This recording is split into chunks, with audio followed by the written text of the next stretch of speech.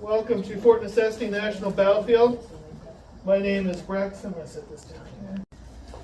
My board, what's on my board here? If any of you have the park brochure, you can also look at the back of that. It's kind of the same, similar map there. Just slightly different colors. So on this board you have blue, peach, green, and yellow. I always ask the question, who lives in the blue? The fish, right? No one lives in the blue, but blue is important to our story because who lives in the pink or the red or whatever, whichever map you're looking at? British, right? 13 British colonies from Massachusetts, there is no Maine at the time, Massachusetts down to Georgia. 13 British colonies with 1.5 million people. And that population is growing rapidly. So the settled area of the British colonies is between the Atlantic Ocean and the Appalachian mountain chain. And so today, it's a decent chunk of territory, but compared to the North American continent, it's just a little slither. So a relatively large population confined in a relatively small space. What is going to start to happen, especially with this population increasing rapidly, growing leaps and bounds? Expand in what direction? West. Yeah, if you expand east, what happens? You'll be swimming with those fishes, right? So you want to expand west. And so for the British colonies, particularly the colony of Virginia, by the late 1740s, the Virginia colony was looking to what it considered its western lands, the Ohio country, modern-day western Pennsylvania, West Virginia, Ohio, even Kentucky. And why is it called the Ohio country? What goes through it? The Ohio River. So the Ohio River is a key artery of travel. So if you can fortify the headwaters of the river, you control travel and trade in the whole Ohio country. And so where does the Ohio River start? Well, two rivers come together. Well, today we consider it to be two rivers. The Allegheny and the Monongahela meet and form the Ohio. And what do we call that today? Pittsburgh. City of Pittsburgh, right? Or if you're from Pittsburgh, you say, oh, that's Point State Park. But yeah, the city of Pittsburgh. That is the key to the continent in 1740s, 1750s. And so the colony of Virginia is looking westward for expansion opportunities, for settlement. This settlement is being driven by a private venture called the Ohio Land Company. They are a collection of wealthy, principally Virginia businessmen, some British and Marylanders as well, but principally Virginia businessmen who want to engage in the fur trade with American Indians. And they'll build trading posts out here in the frontier. But their big job is to drive settlement. So in 1749, they receive a grant of 200,000 acres of land in and around the forks of the Ohio. They're told to establish a fort and 100 families in this area by the mid-1750s. And so they'll get a total of 500,000 acres of land, but they get an initial grant of 200,000 acres. And again, the idea is to fortify the forks of the Ohio. That is seen as the key to the whole territory. Well, you look where the forks of the Ohio is on my board. Is it in British territory? No. No.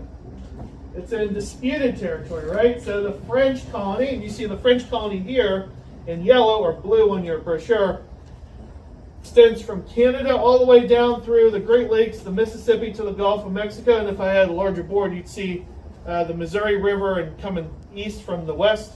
And it all filters down to the Gulf of Mexico to what the French call, what we call today, Louisiana. So when the French claim Louisiana, they claim the Mississippi and all the waters that flow into it. So name me a river that flows into the Mississippi? Ohio. The Ohio, right? So they too claim the Ohio River and its tributaries, the waters that flow into the Ohio, which includes the waters that we are surrounded by, these creeks that you'll see. So the French claimed this territory as well. Now, do you think the French had more people, or did they have fewer people than the British living in North America? A larger or smaller population? Well, they have a lot of territory, so you think they have a much larger population, but you think about Canada. The population base of New France is along the St. Lawrence River. What do you know about Canada, especially in the winter? Louisiana, especially in the summer. And then the porridge, which is just right, is Illinois, Missouri, Indiana. This rich agricultural land out here, John Deere country, modern-day Iowa, and so on. But it's remote. So you have variance in climate and a vast, remote stretch of land that it's just hard to get people to. So the great variances in climate, the vast nature of the colony, it's hard to attract people coming from France as opposed to the British colonies, which are a larger, more diverse population, take advantage of better agricultural situation here in the more temperate mid-Atlantic colonies. And even down in the south, you have a number of cash crops. And so the British colonies are growing much more rapidly. And if you're the French, that's a problem, because what happens if those colonies expand? Well, they cut Canada and Louisiana off from each other.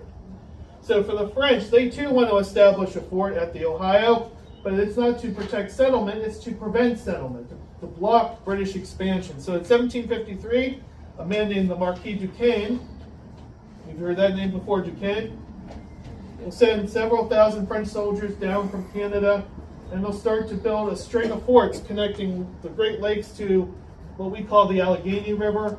But the French called the Allegheny River La Belle River, the beautiful river, and they saw it just as an extension of the Ohio. So in their mind, it's not three rivers in what's now Pittsburgh, it's only two. The Monongahela is a distinct river, which meets up with La Belle River. So from their perspective, the Allegheny will be their access into the continent, coming off of, they can either come off of the Chautauqua, New York, or they can come directly off Lake Erie, a place called Presque Isle. Now, what do we call Presque Isle today? Presque Isle. Erie. The city of Erie, right? And of course, there's Presque Isle State Park. Yeah, the peninsula is still called Presque Isle, but the city of Erie, Pennsylvania, stands there today. So Presque Isle is French for almost an island, a peninsula that makes a nice protected harbor in Lake Erie. So the French will build a fort there, what they call Le Boeuf on French Creek, and then they'll establish another post that becomes Fort Michel in the Allegheny. They don't get a fort built at Pittsburgh or the forks of the Ohio because they run out of time, they run out of men. So this is hard work, a hard undertaking. And the spring and summer of 1753 are dedicated to this task. But as you might expect, it's hard work. These men are overworked and underfed. And what does that lead to? Death. Grouchiness. Well, before death, what's the in between? You're working and then you die. What happens in between? Disease, right? Sickness. And then, of course, that often leads to death, yes. And so disease is a leading cause of death among 18th century soldiers and people in general. But for the soldiers, they're working under harsh conditions, overworked, underfed. So the French just run out of time, they run out of men. It grinds to a halt short of its intended goal. But 3 forts in this territory is enough to set alarm bells off in the governor's palace down in Williamsburg, Virginia. Williamsburg, today we call it Colonial Williamsburg. It's a tourist site. Have you been there, any of you? Colonial Williamsburg? Well, there, at the time it's the colonial capital. And sitting in Williamsburg is Governor Robert Dinwiddie, the royally appointed governor of Virginia. In addition to being the royally appointed governor of Virginia, he's also a shareholder in the Ohio Land Company venture. So he's upset that the French have built forts in this territory. He needs them to leave. How is he going to communicate with the French, though, in 1753? A FaceTime? He's going to arrange FaceTime interaction. Zoom meeting? Zoom meeting, yeah. Text messaging, angry email, fire off an email through security, right? Can't call, can't text, can't email, can't FaceTime, can't do any of that, right? So it's going to be old-fashioned pen and paper, quill and paper. So once he's done writing out his summons to the French to leave, is he going to deliver that message himself? Is he going to ride from Williamsburg to the shores of Lake Erie in the winter of 1753? No. He will never return from such a hard mission. He needs someone who's young, physically fit, from a good Virginia family with perhaps connections to the Ohio Land Company. But someone who's young, physically fit, and ambitious in Virginia in 1753. Already fairly highly well placed, but could always use a resume booster. 21-year-old George Washington will take Governor Dinwiddie's letter with a small group of men, and that delegation of men will arrive at Fort Le Boeuf in mid-December. So the French will treat Washington with courtesy, give him food and lodging. But the letter that Governor Dinwiddie is now presenting via Washington to the French commander, he reads this, and of course he doesn't understand English, but once he gets an English interpreter, he decides, well, what can I do? He doesn't agree that this is British territory, but regardless, he is there at the order of his governor. So he responds, as to your summons to leave this territory, I don't think myself obliged to obey.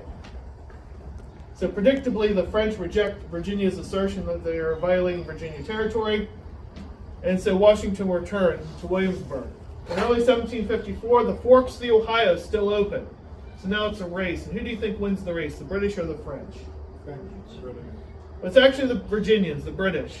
So they will send a small company of men under Captain William Trent to the forks of the Ohio, and they'll build the first fort built at what is now Pittsburgh, called Trent's Fort. Have you heard of Trent's Fort? No. Okay, well, it's not a very big fort. It's built by about 40 starving Virginians in the winter and spring of 1754. So it's not very big, about the size of what you'll see down here in the Meadow. So it's not very big, and it doesn't last very long, because on April 17, 1754, Trent's men are just about finished with the fort. They look up La Belle River. What do you think they see? The French have finally come down, several hundred soldiers and artillery. So those soldiers present the Virginians with an option. They are told, the Virginians are, that they can fight or surrender, and they have an hour to make that decision. So, would you rather fight and take French cannonballs or surrender and eat French food? Yeah, so Trent's men will give way, and the French will start building the second fort built at modern-day Pittsburgh, the outline of which you can still see at Point State Park, named in honor of their governor, Fort Duquesne. On the way back to Virginia, Trent's men arrive at Wills Creek, modern-day Cumberland, Maryland. There they encounter young George Washington, who's now leading, or second in command, but leading a detachment of the newly created Virginia Regiment. Washington's task is to open a road to the Ohio and resupply the fort. Well, the French have the Ohio, so Washington will instead open a wagon road from Wills Creek to a place called Redstone, modern-day Brownsville, Pennsylvania. Does anyone from the area know the local geography? The town of Brownsville, what river is that on today? The Monongahela River. So we talked about the Allegheny, the Ohio. So the Monongahela comes from West Virginia up through, and will meet the Allegheny. And so the British will use the Monongahela as their access point. So Washington will build this wagon road to the Monongahela River and establish a base there. So latter part of April and May of 1754, that's what Washington and his men are doing, opening a wilderness road. Hard work in a thickly forested area. In addition to soldiers, Washington also has wagons. What pulls wagons? Horses. And what do horses need? How did you get here today? Did you walk? No, you drove, right? What does your vehicle need? Fuel. Some form of fuel, right? Well, the horses need what kind of fuel? Food, grass, right? Well, in a thick forested area, where are you going to find pasture land? It's rare, right? But on May 23rd, 24th, Washington will arrive at a place called the Great Meadows, which is these fields down here. So the Great Meadows is like 18th century Sheets. It's a gas station for Washington and his men. It also becomes, I guess you could say, like whatever your favorite hotel chain is. But it's like a hotel as well, because it's where his men are going to camp and rest. So it's like a campground, not like a recreational campground you think of today. But there is water, there is grass, and so it's an oasis in a desert or forest. Now, while Washington is waiting here, he also is having his scouts out look for the French. He knows they're nearby. Those scouts will be his own Virginia soldiers and a number of allied Iroquois warriors. So on the night of May 27th, Washington is alerted to the presence of a French patrol about 6 miles away by a warrior named Silver Heels. He is an Ohio Iroquois, and so you look at the board again, if you look closely, you'll see a number of names in red overlaying the British and French territories. The Iroquois Confederacy, based in New York, a number of Iroquois migrated down into the Ohio, along with other peoples that have been displaced by British expansion or have moved into this area for hunting opportunities. And so there are a number of different hands in this Ohio country pot, and the Iroquois are another claimant to the area. The Iroquois with Washington are valuable as scouts. They deliver Washington intelligence, and they're happy to do this because they do not like the French. Particularly upset with the French, and particularly at odds with the French, is a Seneca leader by the name of Tenasharison. So Tenasharison, anti-French to the core, has a bad personal history with the French. He and his warriors, such as Silver Heels and others, are going to be helping Washington. And they will, as I said, alert Washington to the presence of the French. And not only will they do that, they will actually lead Washington and his men to the French camp. So on the morning of May 28, 1754, Washington will meet with Tenasharison. British name for Tenasharison, maybe you've heard, is Half King. Maybe that's how you, through your reading about the battle, you've heard of Half King, so it's Tenasharison. Half King, his British name, represents the fact that his authority in Ohio is very limited. And so if someone were to come up and call you a half king, what would you think? Is that something you want to be known as? No, it's a very precarious position, right? You want to be a whole king, right? You want to be a king. So half king, his authority is limited pretty much to his own immediate circle of followers, even though he presumes to have more authority. But he's going to use his warriors will use their talents, their skills to lead Washington, as I said, to the French camp. Now there are 35 French soldiers camped at the base of a rocky outcropping we call Jumonville Glen today. The leader of the French force is Ensign Joseph Coulon de Villiers, Sieur de Jumonville. Jumonville. That was my best stab at French, so we'll call him Jumonville. He's a low-ranking French officer in the military service, colonial French military service. And he's been sent out from Fort Duquesne by his captain to police these lands, evict any British fur traders, trespassers, and also to meet with Washington and politely, peacefully tell him to depart French territory. Just as Washington had been an ambassador of Virginia, the French will say that Jumonville and his delegation of men, his soldiers, are an embassy of New France. But they're camped in this dark, secluded spot close to the Great Meadows, but not too close. So, men who have ransacked British settlements, chased Trenchmen out of the Ohio, and now they're camped a short distance away in this dark, hidden away spot. What are you thinking if you're Washington? What are the French here to do? Peacefully tell you to leave? No, they're here to set up an ambush, right? They're going to attack him. So Washington, Half King, decide they will attack first. And so there's a 15-minute battle on the morning of May 28th. There, as I said, at 7 o'clock in the morning or so, the shooting starts. Who fires the first shot is a point of contention at the time, but realistically today it doesn't matter. When the smoke clears, about a dozen French soldiers are dead, including Jumonville. 21 will be taken captive, and at least one man gets away. He goes back to Fort Duquesne and spills the beans. But Jumonville, his death, is a matter of some dispute. We're not exactly sure how he died, but the accounts say that Half King, or Tenasharison, comes up to him with his war club and says, "Tu n'es pas encore mon père." And again, another of my stabs at the French language. So, are there any Francophone French speakers here? I apologize. But yeah, you are not yet dead, my father, before he brings the war club down on Jumonville's head and kills him.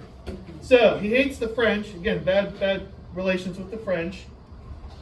But why else would he kill Jumonville? What did he gain from that? The Half King. Well, who will be blamed for the death of Jumonville? The British, specifically Washington, right? So by killing Jumonville, Half King is drawing the British into war. And by backing the British, who are supposed to be the winning side, it elevates him too, right? His authority.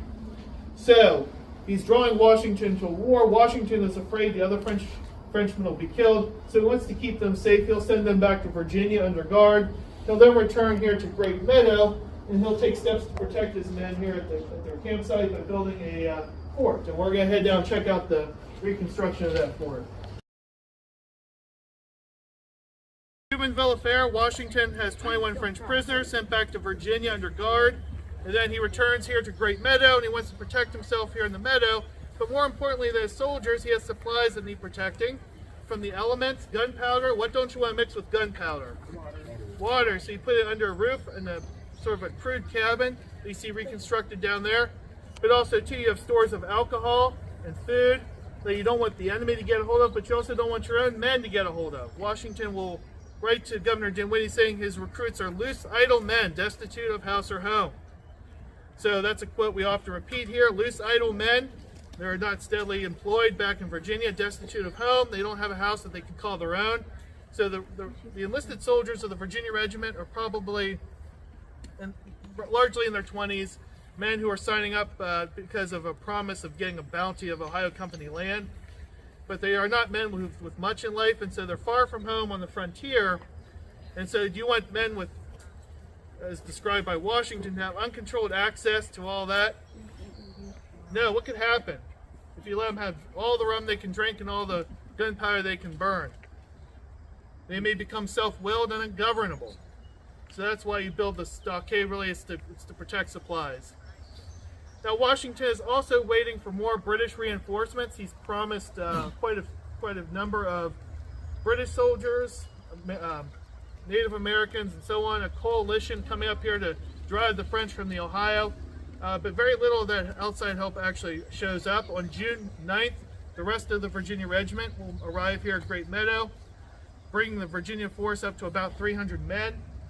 And then shortly thereafter, 100 British regular soldiers come marching into camp. So His Majesty's Independent Company have been stationed in South Carolina, one of several independent companies stationed in North America. They're basically a police force, but they've been called up by the Crown to aid Virginia in this Ohio campaign. So when Captain McKay and his British Redcoats arrive, what could possibly be the problem between him and Captain McKay and Colonel Washington? Who's in charge, right? Which rank is higher, Colonel or Captain? Colonel, so Washington should be in charge, right? But he's a Virginia colonel. Captain McKay is a royal captain, and so King outranks governor. And so what they decide to do is they will cooperate when fighting the French. But when it comes to Washington's main task of building Virginia's road, do you think the British Redcoats are going to pitch in and help build a colonial? No, they say that they need extra money because that falls outside of their immediate duties. Washington doesn't have the money to pay his own men, and so he will depart here and leave the British Redcoats to guard the camp. Washington's men will busy themselves completing the road through the end of June. Now, as June turns into July, late June, Washington's men are becoming overworked and underfed, just like the French building those forts the year before. Also, Washington is getting some very bad news from his native scouts. So those scouts have more freedom of movement than a lot of Europeans do, so they can go to Fort Duquesne and they can see that the French are assembling a large force. As I said, one man had gotten away from Jumonville Glen, and when the French learn of Jumonville and his group, they learn of Jumonville's fate. How are they feeling about Jumonville's death? Angry, because as they see it, a French officer has been murdered on French land, and so they will assemble a force, drawing reinforcements from Canada and the other parts of their empire, of their colonial holdings. It takes time, but by late June, they have a force large enough to attack Washington, so they will come down the Monongahela River and they will begin pursuing Washington. Washington, meanwhile, will hold a council of war on June 28th, where he and his officers agree the British soldiers are in no position to fight.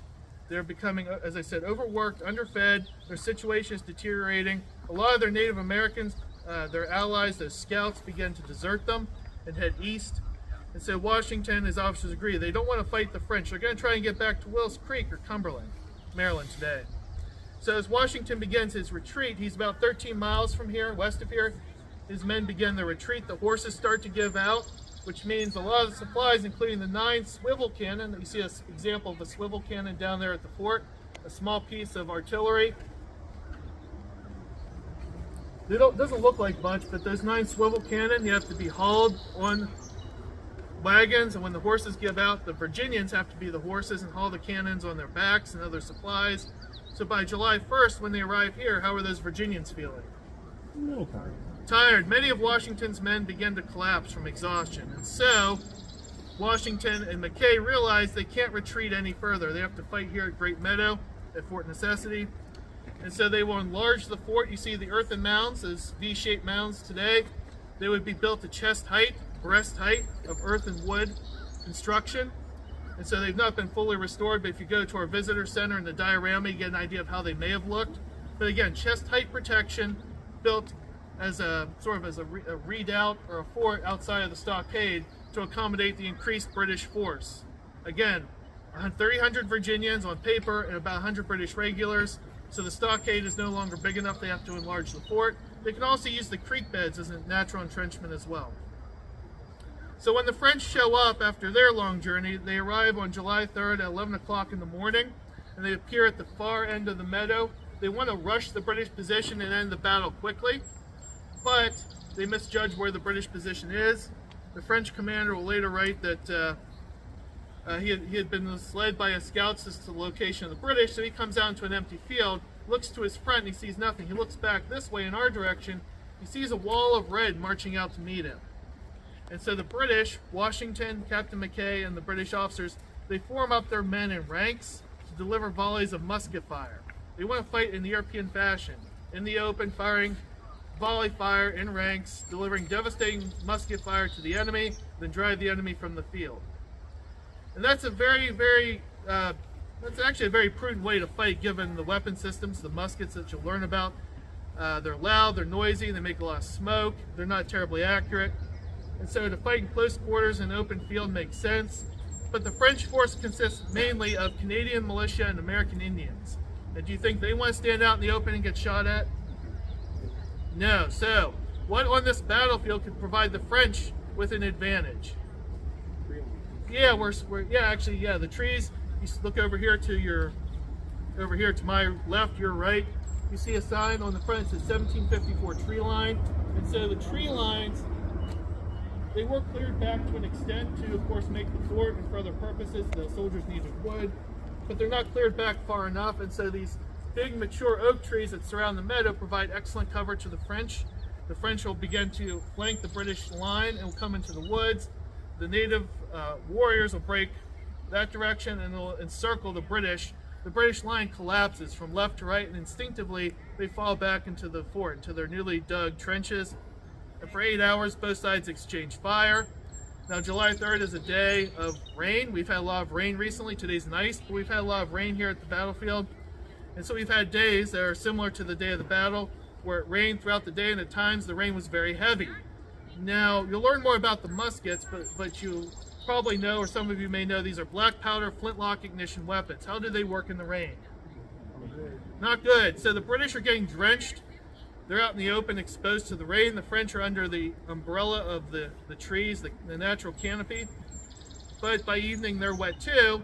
And most of the French had actually expended their ammunition firing at the British. So the French will inflict 100 British casualties.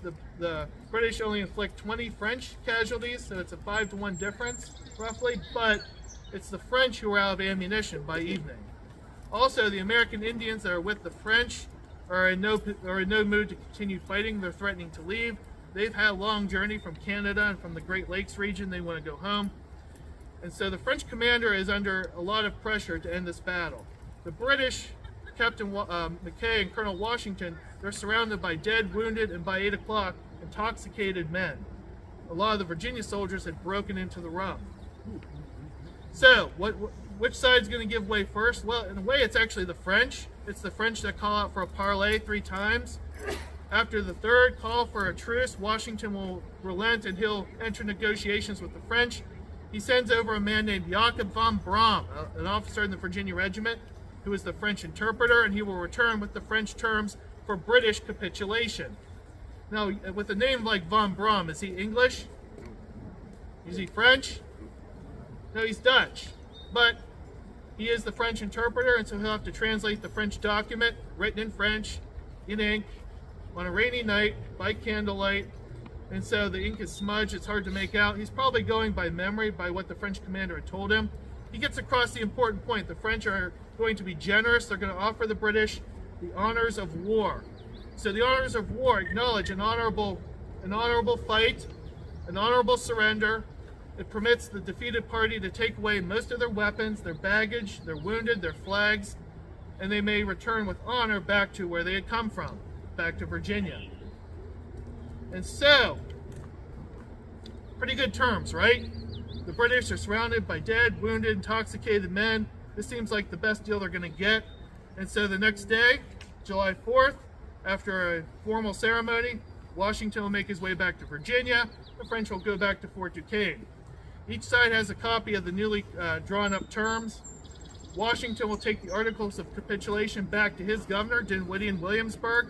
When he makes his report, Governor Dinwiddie will review the document. He sees that the French, in the opening of the document, lay out their justification for being here. According to the French, they were here to avenge the assassination of an officer on French territory.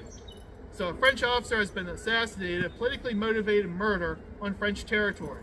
And Washington has signed off in big letters his name, indicating that he is responsible for this. How does this make the British look? How does it make the French look? Good, right? Like they're benevolent and generous. They've punished the British and driven them from their land, and they've gotten revenge for the death of their officer. So the man who drew up those terms, the French commander, his name is Captain Louis Coulon de Villiers. He's the older brother of Jumonville. He had gotten special permission to lead this attack. So not only did he want a battlefield victory for France, he also wanted personal satisfaction. He wanted to give the British a black eye to avenge his own brother's demise. So this battle does open a war in North America called the French and Indian War, but more importantly, perhaps, it starts hostilities between the British and the French, and now blossom into a global world war, the 7 Years' conflict, in which other European powers will join the French and British side. From 1756 until 1763, there is fighting on every continent but Antarctica and Australia. Britain and France are global empires, so they're going to fight each other wherever they can. By 1763, the war is concluded with the Treaty of Paris, and who gets the upper hand over who? The British over the French, or the French over the British? The British gain the upper hand, and so the French are largely happy to get rid of Canada. It's a huge drain. They've been beaten militarily here, so they're just going to formally cede it to the British. So they give up most of North America to either the British or their allies, the Spanish. And for the British, they now gain a vast empire, but an empire that costs a lot of money not only to get, the war was hugely expensive, but an empire that's costly to maintain. So you need money. Where's the British government going to get money? Yeah, through taxation. And you've heard the phrase taxation without representation. 22 years after George Washington surrendered here at Fort Necessity, the first and only surrender of his military career, well, what's happening in Philadelphia? Why are we celebrating a holiday today? Declaration of Independence, right? So sort of the formal break of the 13 British colonies from Great Britain. Of course, the British government, King George III, will fight to maintain his empire. Who leads the American patriot cause in this war? George Washington. Who wins that war? King George or George Washington? George Washington, because we're celebrating a holiday today, right? But did Washington win all by himself? Britain is the mightiest empire in the world. Even after all the money they spent and men they've lost during the 7 Years' War, they're still the top dogs in the world, right? The big bad dog. But being the mightiest empire in the world, there are other countries that are still fairly powerful that do not like the British. Chief among them, the French. Now, France wasn't sad to lose Canada, but that you never want to lose to your most bitter rival. So King Louis XVI sees an opportunity in the American Revolution to aid the American patriots because he loves liberty. Sure. Yeah, he's an absolute monarch. He absolutely hates liberty, but he hates the British even more, and so he'll aid the Americans in their fight for freedom with the intervention of not only weapons and supplies, but eventually the French army and French navy, which proved critical in the American victory.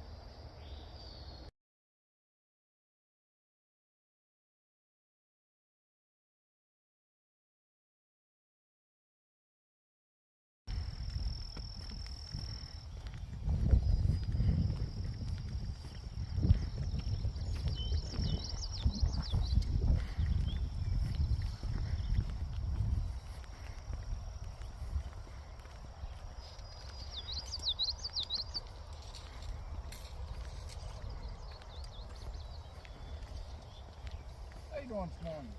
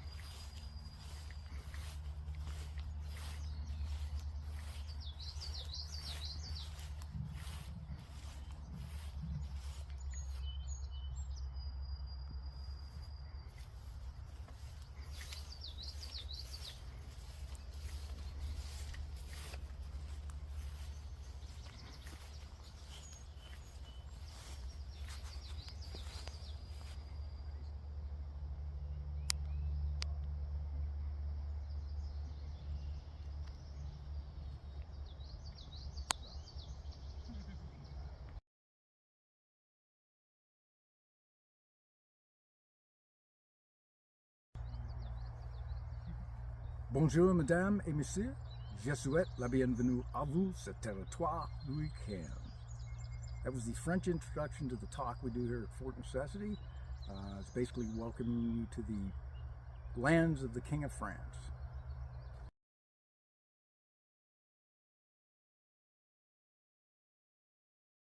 Come in.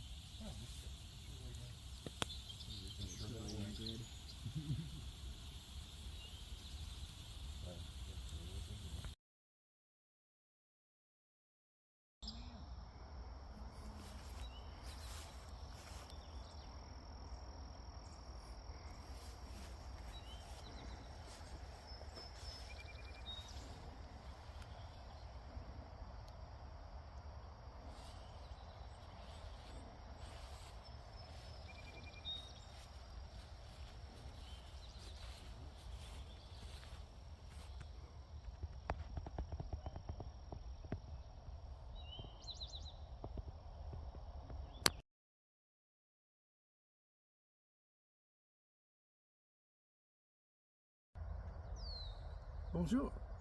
I'm Chip Nelson. I'm representing a member of Les Comptes Français de la Marine. They were the colonial Marines fighting for the King of France here in the New World. They participated in the Battle of Fort Necessity on July 3rd, and today being the 271st anniversary of the surrender of this fort, we're here to represent that occurrence.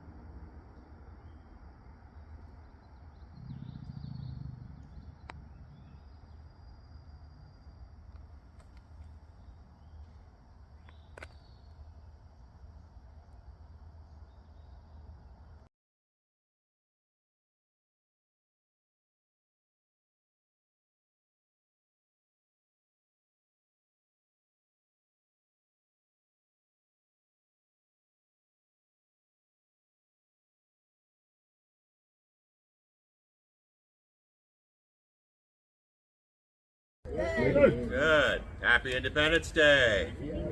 Yes, we celebrate the adoption of the Declaration of Independence. And what better way to do that with America's best idea, the national parks. So good for you. My name is Brian Reedy. I do work here as the site manager at this national battlefield, the neighboring Friendship Hill National Historic Site. If you want to know what I'm going to look like when I retire, that's Chip Nelson. He's volunteering today, but he was the former site manager. So we have park staff and volunteers coming out today to talk about our anniversary event. That was yesterday, but never too late to tell the story. So we're going to talk about a little about soldier life, and then as mentioned, we are going to finish up with a weapons demonstration. Now Chip and I are representing the French side of the equation, but we're also going to talk a little bit about the British as well. I'd like to do that through a story of what I call a tale of two soldiers. We're going to learn about a French soldier and a British soldier that were here in these woods, in this field, 271 years ago. First one will be the Frenchman, Charles Boën, born in Paris, 1734. By the time he is 16, he has been well educated. He can read and write. And, well, as a 16-year-old, what do you think he wants to do? Well, think about when you were 16, what did you want to do? Okay, have a car, have fun, right? Dad says no. He utters that dirty three-letter word. You have to get a job. And he says, you know what? You're going to be apprenticed to your uncle, who runs a store in a coastal town. So he gives his son money and wishes him well. And when Charles arrives in that coastal town, he discovers that his Uncle Bob has been in the ground for about a week. Uncle Bob's dead. So, what's a 16-year-old going to do with money in his pocket in a coastal town? He's going to have his fun. He would visit local taverns, and among the patrons there, he would meet a French Marine officer who would tell that young man, if you want to have fun and adventure, go to Canada. Charles says, you know what, that's a great idea. So he has enough money to gain passage, arrives in Quebec City, would quickly gather up and have 3 girlfriends. He actually gets the nickname of Jonqueur, which means Jolly Heart. Well, no surprise, when the money runs out, the girlfriends are gone, and he has to find a job. And he thinks about what that French Marine says to him. And he joins the French Marines in 1750. As a French Marine, he was stationed basically in the Quebec and Montreal area of the St. Lawrence River. But by 1753, he's being asked to go and help build forts in what today is northwestern Pennsylvania, down from Lake Erie. He's also assigned to chase the British out of a fort that they had begun building where Pittsburgh is today. It would be done in April of 1754, and he's part of the construction of Fort Duquesne. A month later, he gets word that a French patrol led by Ensign Joseph Coulon de Liège had been defeated by a force of Virginians, and it was time to punish them. And he is part of that expedition, and so he would have been here in these woods, fighting against Washington's troops out there in the Meadow. On the British side, we're going to talk about a soldier named John Ramsay, and as much as we know about Charles, we know very little about John. We had to base our information on a lot of the demographic studies that were done. We figured John was probably in his mid-20s, like a lot of his fellow soldiers here, coming from Tidewater, Virginia.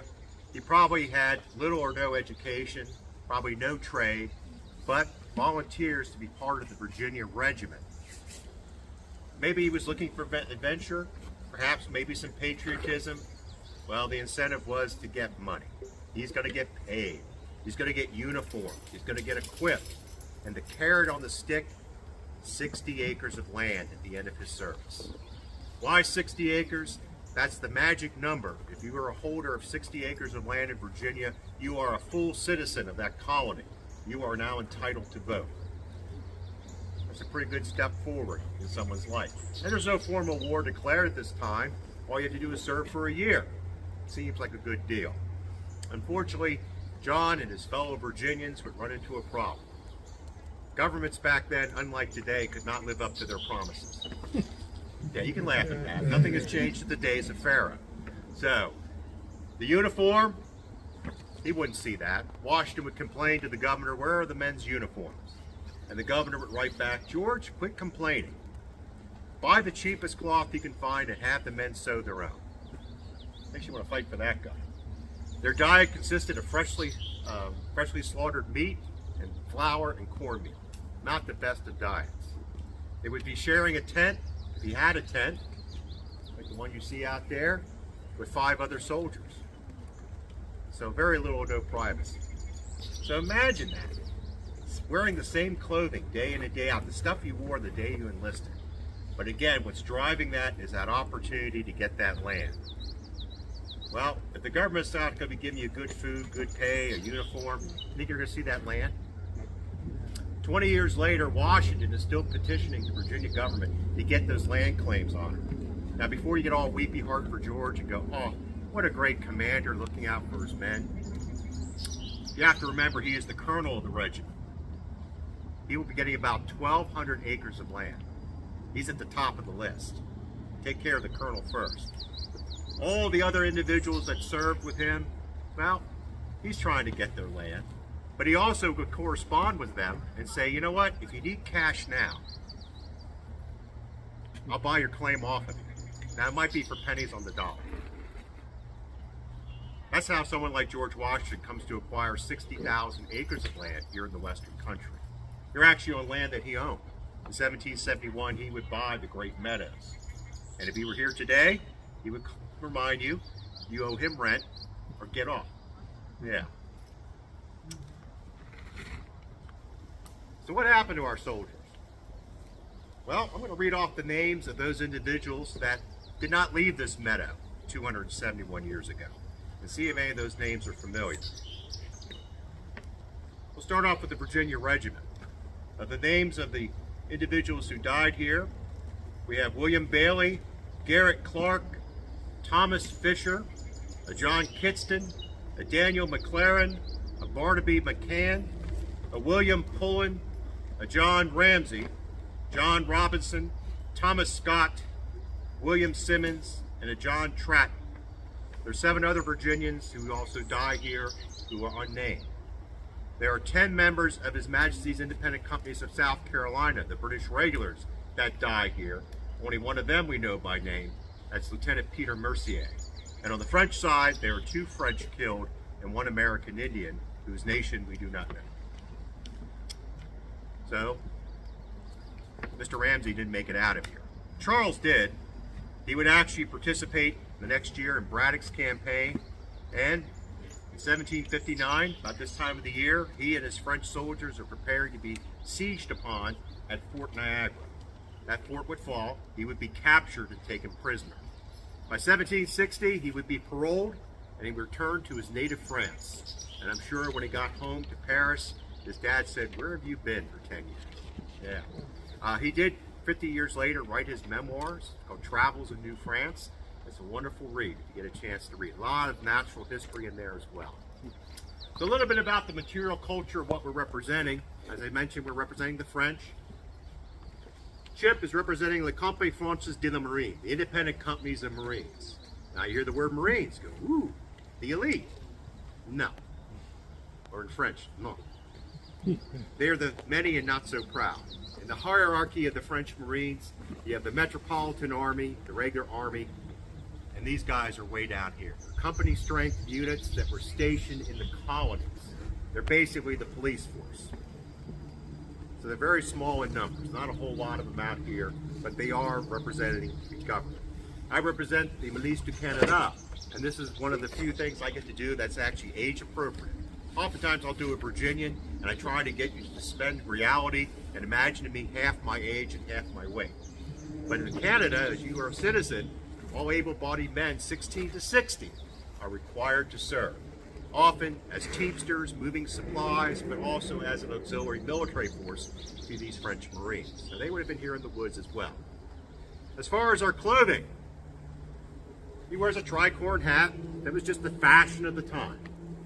Those corners serve no points, no pun intended, but they don't protect you from the sun. They're not rain gutters. You'll hear stories like that.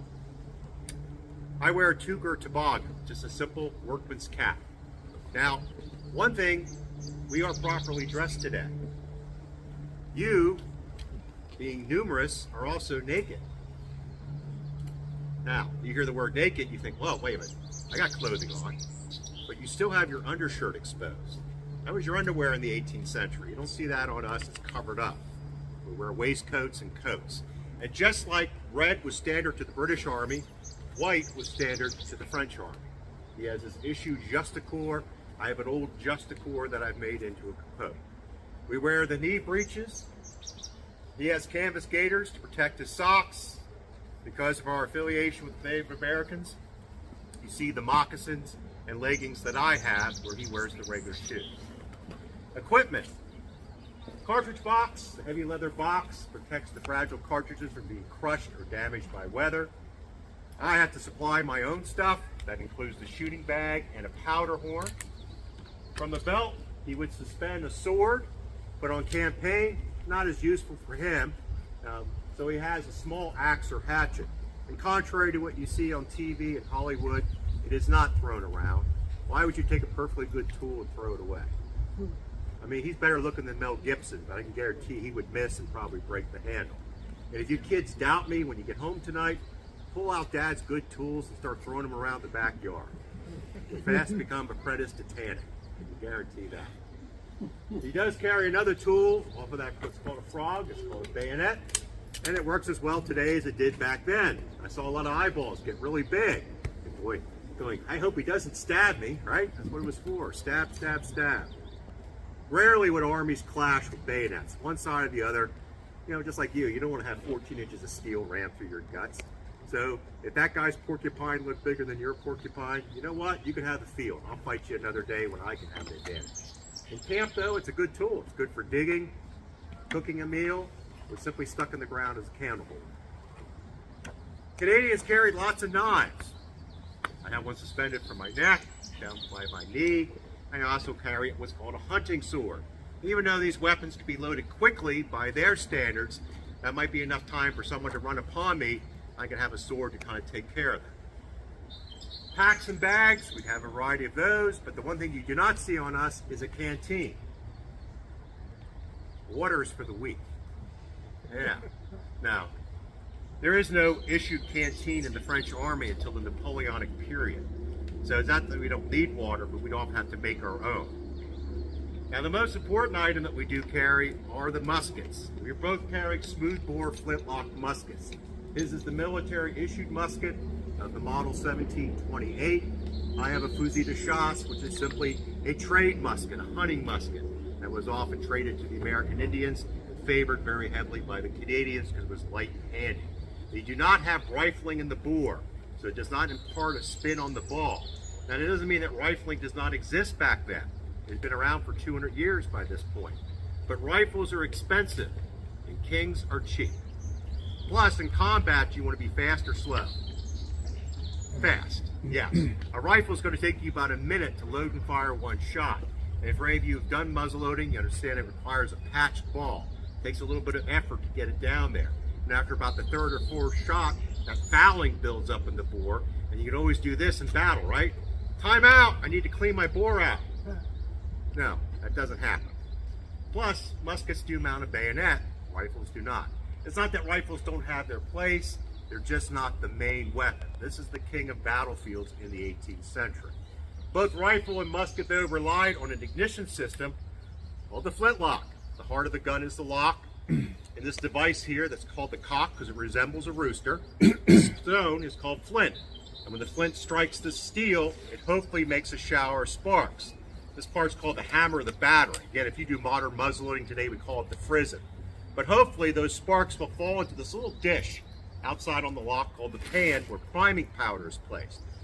Hopefully that goes off. That flash will hopefully travel through the touch hole, leading to the main charge in the barrel, hopefully sending that off. So if all the hopefully happen, the gun goes bang and sends the bullet to its intended target. So they do tend to misfire. Muskets also, because of their ease of loading, because they use an undersized lead ball, it's not a tight-fitting ball, are not very accurate. Generally, a man-sized target, effectively up to 60 to 80 yards.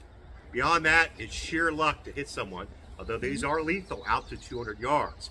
But if you are aimed at that distance, someone aims at you and hits you, you are the unluckiest person in the world, most definitely. So how do you deal with a weapon that tends to misfire and is not very accurate? How would they fight back then? We all seen the movies. Yeah, linear tactics. They stand in lines with their beautiful uniforms in the middle of the field. Well, you gotta remember how they communicated back then. Command and control was just as important in the militaries as it is today. The generals had to see what's going on in that field to maneuver those troops to the best position. I know that doesn't seem as exciting. We always hear what's called the petite guerre, the small war, guerrilla tactics, right? I'd be hiding behind a tree. Well, the French and Indians do that because they don't have the strength to face the British in an open field. And how did those tactics work out for them in this war? They lost. That's why this program is presented to you in English today. Yeah? Yeah. And someone like George Washington observes that, so when it comes time to create his Continental Army, well, visit Valley Forge. Yeah, Stuyvesant teaches them a drill that models the British system, and that's how we're able to beat them. Go ahead. Alright. Again, you see me struggle to put in my hearing protection. There will be a point where I let ears, and you want to have hearing damage, it's also alright. I'm not in charge here, so if you want to sue, that's not my problem. Without further ado, I will go through the steps to load and hopefully fire this musket. Shoulder, and around. Have a cartridge.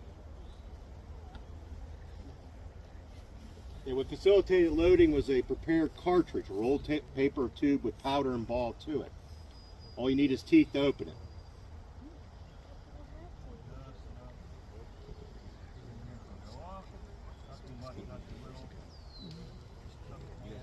It's primed first, then cast about.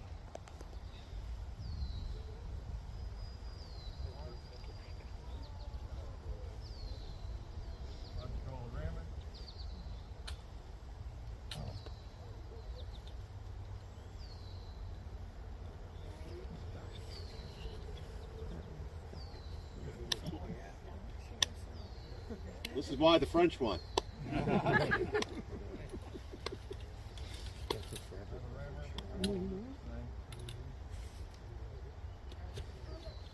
So again, a well-trained soldier could do this in 20 seconds.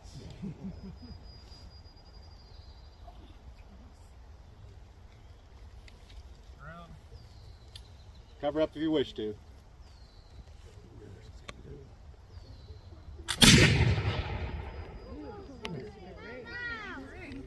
Okay, thank you, Claude. Gun. The small bronze cannon you see there is a reproduction of the 9 weapons, swivel guns that Washington brought here with him.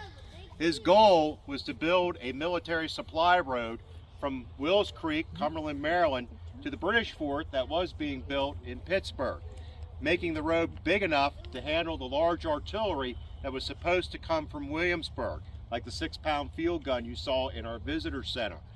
Those cannons only got as far as Wills Creek, and the Teamsters just dropped them off. But imagine if Washington had one of those 6-pound guns here.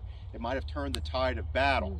Instead, he had to rely on these small swivel guns. We're going to use a crew of 3, and it's just like a muzzleloader. They have to go through that process with a few more safety steps. Man the pace. Hey, turn it. There you go. Search, pace.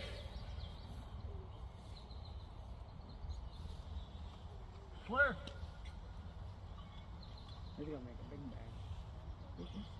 Clear. Advance sponge. 10 vent.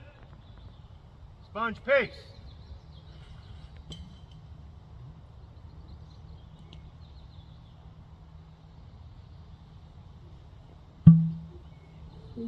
Handle cartridge.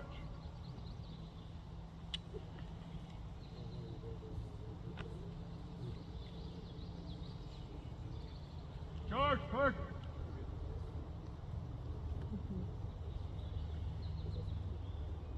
Ram cartridge.